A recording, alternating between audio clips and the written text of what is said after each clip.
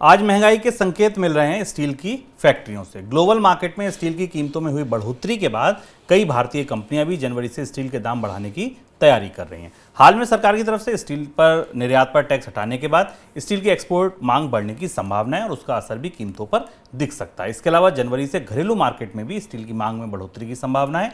साथ में अगले वित्त वर्ष 23-24 के दौरान देश की मांग 6 से 7% बढ़ने का अनुमान है।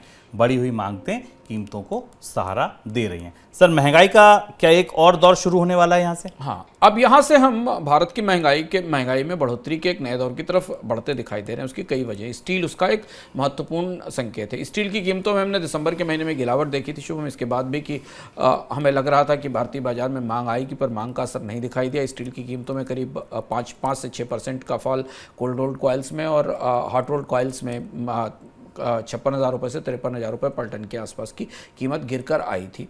कंपनियां अब यहाँ से अगले 6 महीने में जैसे जैसे मैक्रो इकोनॉमी का पिक्चर यानी व्यापक अर्थव्यवस्था के जो प्रमुख संकेतक हमारे सामने स्पष्ट होते दिखाई दे रहे हैं।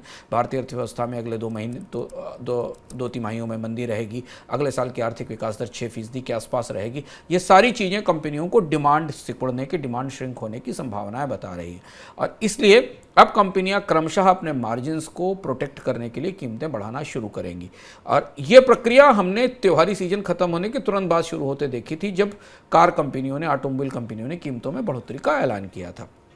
और वहाँ से अब ये प्रक्रिया अन्य उद्योगों में, खासतौर से मेटल उद्योगों में जाएगी। और मेटल उद्योग में जैसे ही स्टील की कीमतें बढ़ेंगी वैसे ही उसका असर हमें बाकी स्टील के सारे कंज्यूमर्स पे दिखाई देगा, क्योंकि स्टील सबसे बड़ा कच्चा माल है। तो अब यहाँ से महंगाई की एक प्रक्रिया शुरू होगी जो मंदी के बीच, घटती मांग के बीच अपने मार्जिन्स को प्रोटेक्ट करने के लिए की जाएगी। यानी कंपनियां अपने नुकसानों को सीमित रखने के लिए अब कीमतें बढ़ाएंगी।